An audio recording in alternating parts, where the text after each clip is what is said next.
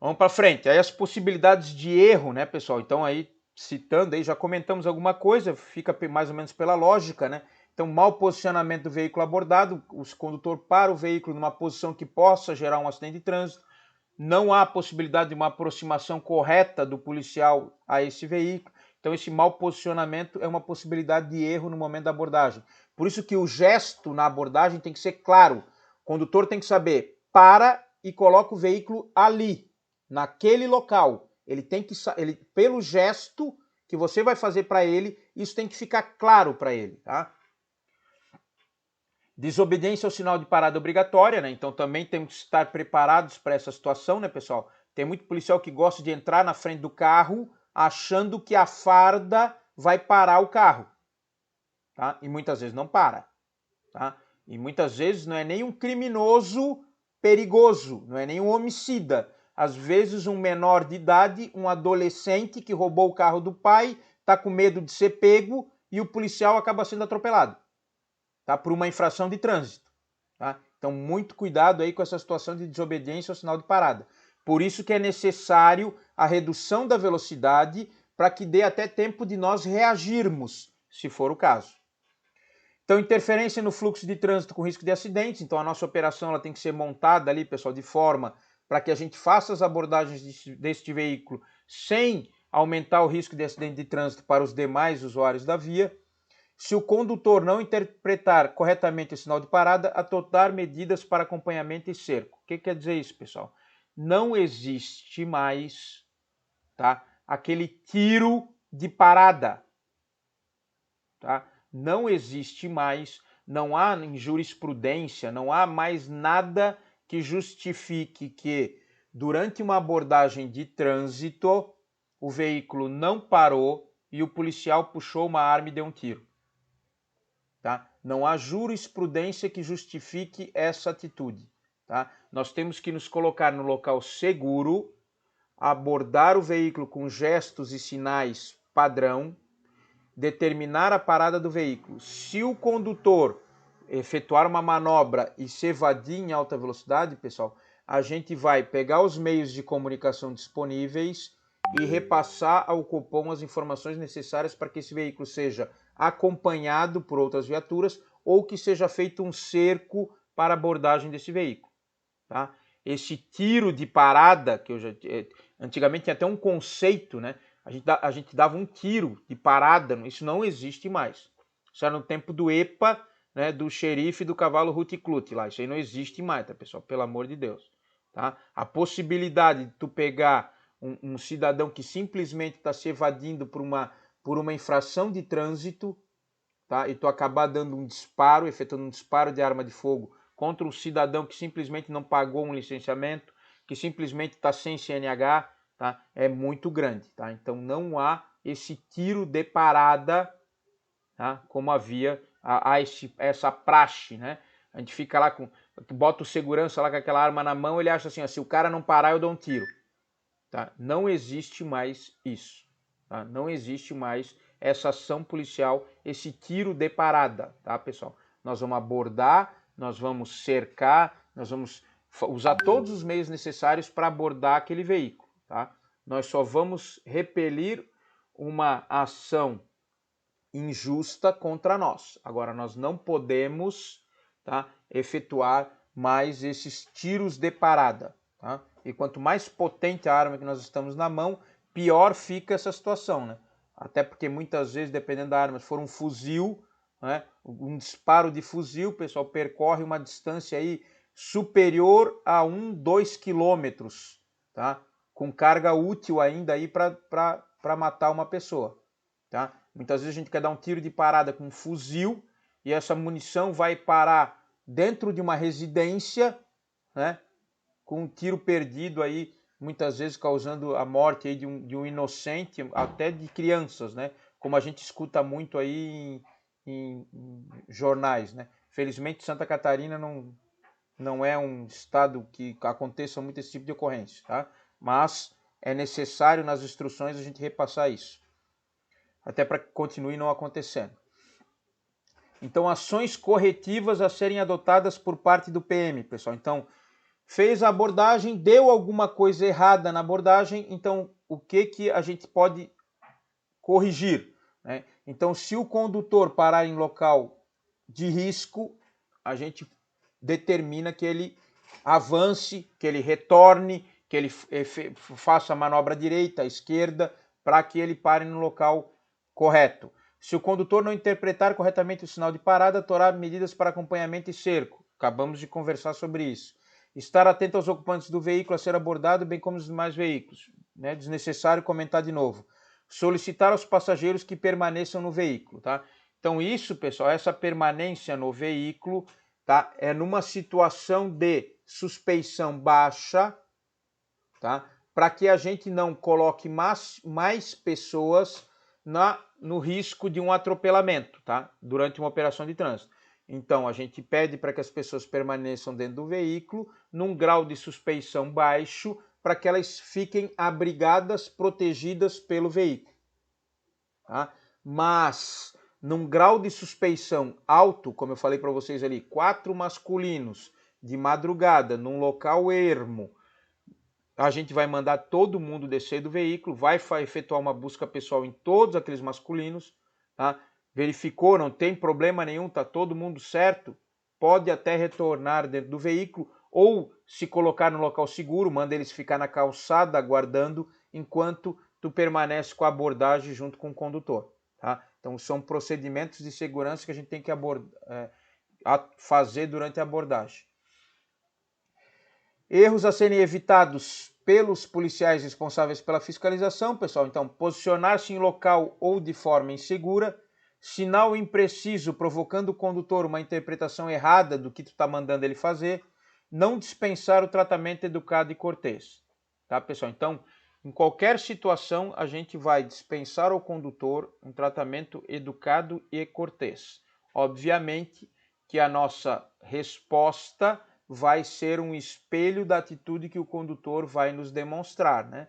Então, caso o condutor seja desrespeitoso, venha desacatar a guarnição, vamos tomar os procedimentos necessários para o crime de desacato, tá? Mas, a princípio, nós sempre vamos dar ao condutor um tratamento educado e cortês, tá? Porque ninguém gosta de ser abordado, pessoal, e no trânsito a gente aborda todos. Por isso que eu falo que o trânsito é uma das melhores ferramentas de segurança pública já criadas, tá? A gente aborda todos, tá? Muitas vezes a gente aborda pessoas que estão apressadas, pessoas que estão atrasadas para o trabalho, pessoas com problemas sociais aí, decorrentes, familiares, muitas vezes, tá? Então, a gente vai ter que dispensar todo e sempre um tratamento educado e cortês, porque nós estamos, de alguma forma, restringindo uma liberdade da pessoa, tá?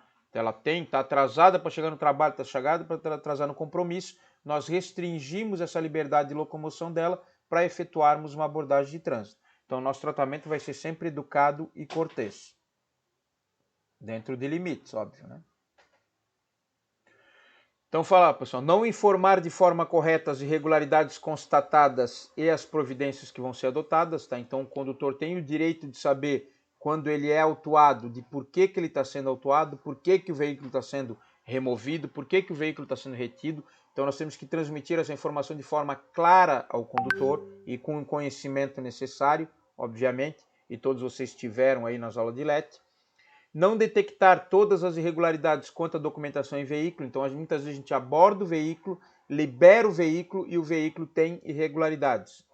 Não apresentar ao condutor os autos lavrados, então é essa situação que eu falei para vocês que a gente acaba não dando ao condutor as informações necessárias sobre os autos de infração e sobre os procedimentos de trânsito que a gente adotou.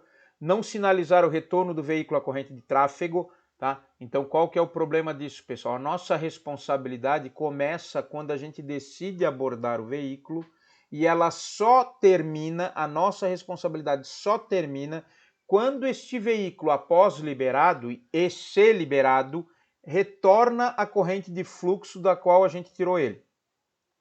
Tá? Muitos policiais vão lá, aborda, confere o documento, tá tudo certo, devolve o documento, já está liberado, te vira. O cara volta à corrente de fluxo, muitas vezes sem a ajuda do policial, e acaba cometendo um acidente de trânsito. Tá? Então nós tiramos ele daquela via, né? Não foi nós que tiramos, nós determinamos que ele encostasse. Então nós vamos colocar ele de volta de onde nós tiramos. Então se tiver que parar a circulação de veículos para que aquele veículo possa retornar à via, nós vamos parar, nós vamos auxiliar o condutor de forma que esse retorno para a via seja de maneira segura. Tá? Esta é nossa obrigação. Então não é só parar, abordar, conferiu, tá tudo certo, tchau, vai com Deus. Não, a gente tem que recolocar este veículo de volta no fluxo de maneira segura. A oitava ali também, já comentamos sobre isso, não vamos perder tempo, né, pessoal? Disparar arma de fogo contra o veículo, já comentamos ali, já lhes dei todas as informações necessárias. O que a gente deve estar atento sempre na fiscalização, pessoal? Primeiro, visibilidade, né? Há condições climáticas prováveis, né, de acordo com a realização de uma operação de trânsito, né? Então, chuva, neblina, curva, tá? Isso é um local ideal para que a gente faça uma operação de trânsito? Muitas vezes não, tá? Então a gente deve estar sempre atento a essas situações, né, de traçado de via, curva, situações que impeçam o veículo de visualizar a operação de trânsito e acabe gerando um acidente. Segundo, velocidade dos veículos, já comentamos também da necessidade de redução desta velocidade de veículo na aproximação de uma operação policial. Ingresso do PM na faixa de rolamento. Também já falei para vocês, quando a gente entra na faixa de circulação de veículos, isso deve ser feito da maneira mais segura possível. Tá? Aquilo não é local de pedestre, nem do agente de trânsito, aquele é local de veículo. Então essa entrada na pista de rolamento deve ser da forma mais segura possível. Sinalização de parada, também já comentamos, né, do gesto, da amplitude, do vigor do gesto e da padronização, óbvio. Condições de parada, então área de desaceleração e acostamento, largura, degraus, pavimentos e etc. Então o que nós temos que estar atento, pessoal? Nós temos que indicar que esse veículo saia de fluxo e nós temos que prover ele de um local seguro, né? Nós temos que, eu vou para abordar o veículo aqui dá para mim abordar ele de uma maneira segura. Então nós temos que prever lá a largura desse local de parada, se ele comporta o veículo que nós estamos abordando, se há um degrau para que ele possa até causar um acidente ali nesse degrau, o pavimento que nós vamos abordar, de repente vai retirar ele da via asfaltada, vai colocar ele numa estrada de chão, tem que haver um entendimento de que os pavimentos diferentes causam distâncias de frenagem diferentes. Então o veículo sobre o asfalto freia em determinada distância, o veículo sobre terra vai parar numa distância maior. Então nós temos que prever esse tipo de situação, inclusive aí prevendo até inclusive a chuva, né, pessoal? Então se a gente vai fazer uma abordagem de trânsito na chuva, a gente tem que prever que a dificuldade para imobilizar esse veículo vai ser bem maior. Outra situação, saída do PM da faixa de rolamento, tá? Então muitas vezes a gente aborda o veículo, determina que ele pare, o veículo sai da pista e para, e o que vem atrás, que muitas vezes não vê o policial militar, é atropelado. Aliás, atropela o policial. Tá? Já visualizar essa situação? Tu entra na pista, determina que o veículo pare, o veículo sai da pista e para no acostamento ou na faixa ali onde tu determinou. O que vinha atrás desse veículo que está sendo abordado, muitas vezes ele não consegue visualizar o policial na frente do outro carro. O que acontece, pessoal? Quando o carro sai da frente, qual é a reação do motorista? Se um carro está devagar na tua frente, ele saiu para o lado, qual é a tua reação? Acelerar. E quando ela se acelera, quem é que está na frente dele? O policial que estava mandando aquele carro parar. Tá? Então temos que ter muita atenção também com este veículo que às vezes vem atrás do que a gente quer abordar, e por isso a importância da nossa saída da pista de rolamento ser feita também com toda a atenção necessária.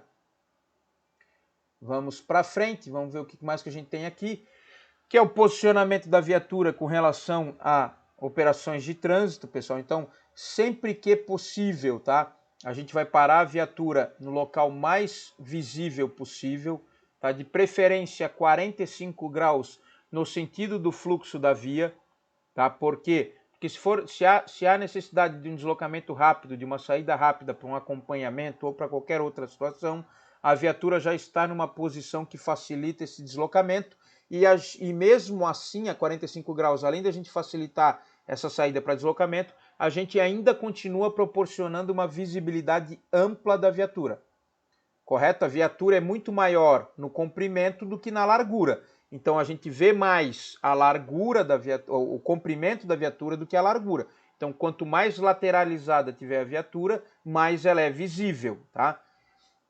Então por isso que a gente tem que cuidar com essa situação, tá?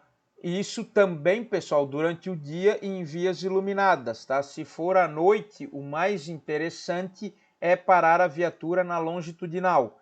Por quê, pessoal? Porque daí o mais visível à noite é o giroflexo da viatura. E como o giroflexo está posicionado transversal à viatura, à noite a visibilidade melhor do giroflex é a longitudinal, tá? Porque daí a gente consegue ver toda a extensão do giroflex. Obviamente em vias iluminadas, né, isso é desnecessário. Vamos então, pessoal, vamos ver qual é o horário que nós temos aqui. Temos 10 minutinhos ainda, então temos lá técnicas de sinalização de trânsito, tá? Então o que a gente precisa saber, são noções aí do que a gente precisa saber para que a gente possa sinalizar ali uma operação de trânsito, sinalizar o nosso posicionamento na via de forma segura, tá? Primeira mensagem que é importante, não existe sinalização suficiente para o condutor desatento, tá?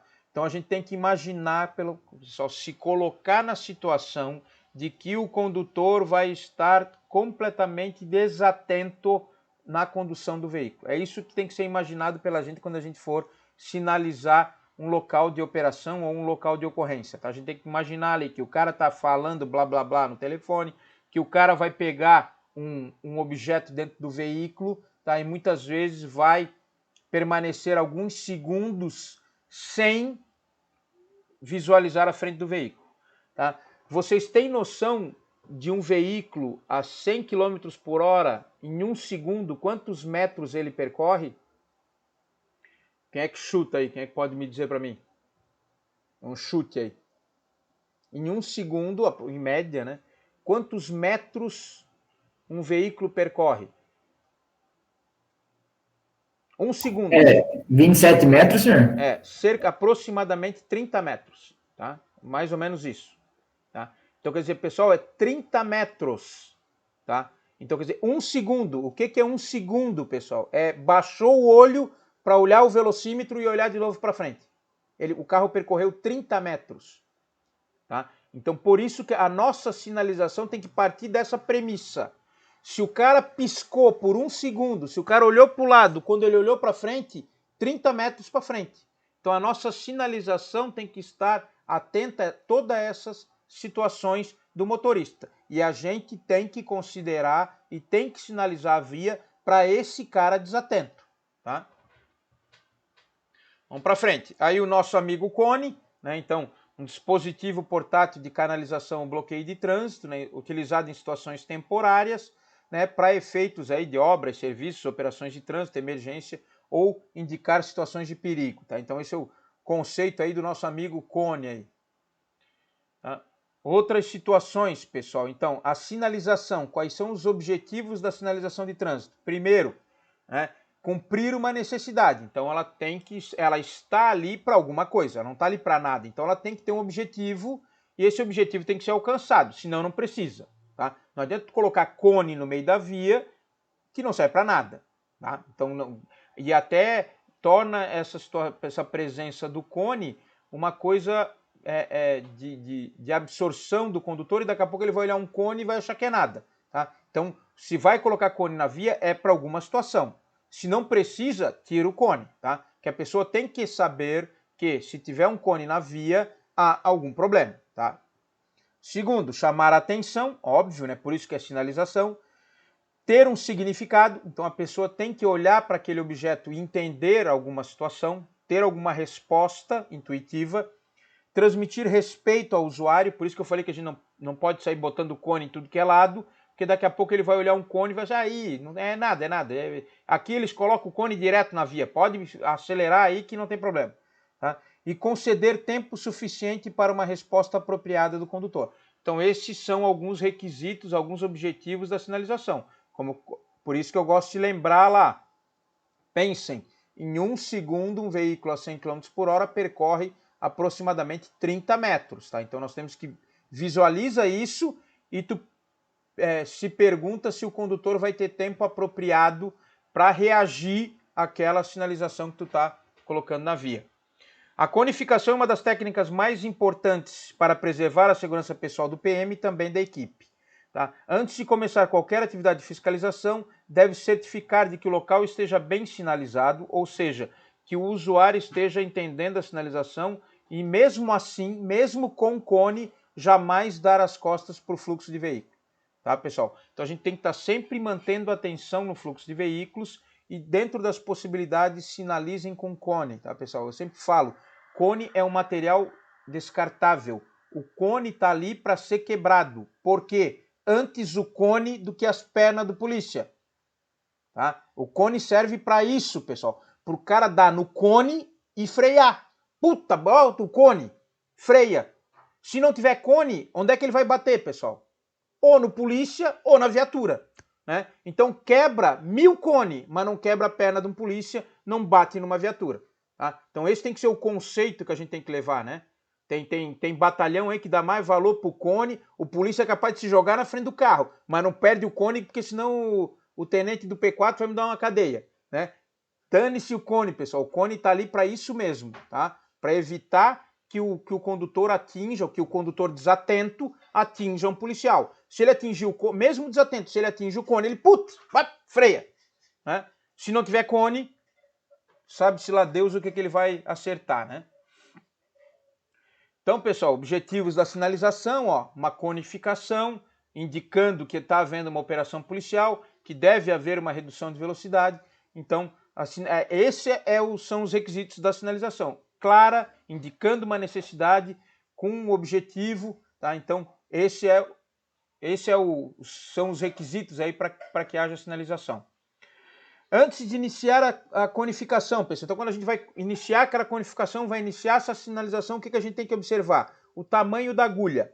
O que é a agulha, pessoal? É a área de restrição que a gente vai fazer na via, tá? É essa, vamos colocar aqui, voltar aqui, ó. Isso é a agulha, ó. É o momento que a gente começa a restringir faixas de trânsito, tá? Então a gente fez uma agulha, ó. Criamos uma agulha, né, que é uma restrição de uma faixa de trânsito, né? É uma afunilação, né? Nós vamos afunilar o trânsito, então isso que a gente chama de agulha. Com licença, senhor. Sim, tá acabando? Sim, só para isso. Também informar que tem alguns alunos que moram distante do Cefap e a gente tem aula presencial agora à tarde. Então só também. vamos. Falta 5 slidezinhas, 5 figurinhas só para a gente terminar essa parte de conificação, pessoal. 5 slides aí. Tá, então o que a gente tem que verificar? O tamanho da agulha, a velocidade da via. Então, quanto mais rápida for a circulação permitida na via, maior e mais distante tem que ser a nossa sinalização, por causa da distância que o veículo percorre na velocidade. Nunca dê as costas para a pista. Depois que a gente tem essa noção, é que a gente vai iniciar a conificação. Então, como é que a gente começa a conificação, pessoal? Do lado mais seguro para o mais perigoso. Tá? Então, a gente sempre coloca, né, do bordo da pista para dentro. Então, a gente fez a agulha, vai colocar o primeiro cone aqui, ó, lá fora da via, no local mais seguro possível. E aí nós vamos colocando, obviamente se protegendo já nos cones que a gente está colocando, a gente vai colocando. Então, isso é iniciar a conificação, iniciar a composição da agulha. Tá? E aí, para retirar, pessoal, contrário, né? A gente vai tirando do local mais perigoso e vai vindo para o local mais seguro, com os cones, vão retirando retira lá do meio da pista e vem retirando até o final do bordo da pista, que é o mais seguro, que pode até permanecer por mais tempo. Então, a distância de conificação, pessoal, quais são os parâmetros que a gente utiliza, né? 100 metros no mínimo quando a velocidade da via for de até 60 km por hora. Tá? Então, a gente sempre prevê uma conificação ali de pelo menos 100 metros. 150 metros quando a velocidade na via for entre 70 e 90. E no mínimo de 200 metros quando a velocidade na via for acima de 100 km por hora. Tá? Isso é uma recomendação do DR de São Paulo, tá, pessoal? O que eu digo para vocês que funciona, tá? para nós não ficar decorando aí 100 metros, 200 metros, não tem nada a ver. Pensa o seguinte, o tamanho da agulha deve ser o dobro da velocidade da via. Tá? Então, tu tá numa via local, 30 km por hora, faz uma conificação de 60. Pensa que tu tem que botar cone até 60 metros. Tá? Se a velocidade da via for 40, pense em 80. Tá? Sempre o dobro da velocidade permitida para a via. Tá? Se for 80, pense em alguma coisa ali de 150 metros para cima. Tá? E é isso que mais ou menos que a gente vai verificar. Tá? Por quê, pessoal? A gente vai usar entre os cones uma distância. Aqui está falando, esse manual do DR de São Paulo fala em 16 metros. Por quê? Porque tem uma relação com as milhas norte-americanas, né? Esse estudo foi feito por Instituto de Engenharia norte-americano. Aí tem lá que a milha é 1.600 e poucos metros. Então, 16 metros é uma, sei lá, uma potencialização lá do 1.600 metros que corresponde a uma milha. Eles foram diminuindo até chegar a 16 metros. Eu trato com 15 metros. Tá? Eu trato com 15 metros. Então, se tu colocar um cone a cada 15 metros, numa via de 80 km por hora, quantos cones tu vai precisar, pessoal? Para fechar 150 metros, 15 metros a cada cone, 10 cones. Tá? É o que a gente recomenda que a gente leve na viatura. Cada viatura pode levar até 10 cones. Obviamente que dentro da tua área de trabalho, tu vai trabalhar num bairro local que tem pouca movimentação de veículo, vias locais, né? Então tu pode levar às vezes 3, 4, 5 cones. Com 5 cones, pessoal, tu já tem aí mais de 50 metros, né? Até, quanto que dá aí, pessoal? 75 metros de conificação, né? Então 75 metros, 15 vezes 5, se tu tivesse 5 cones, né, tu teria até aí 75 metros de conificação, que é uma distância bem razoável, né, de conificação. Tá, pessoal? Então, fechamos aí, para não, como vocês têm esses compromissos aí, fechamos a nossa aula sobre introdução à fiscalização de trânsito aí. Até mais, pessoal. Valeu, até nosso encontro aí, a nossa próxima aula. TKS, senhor. Obrigado. Obrigado, senhor.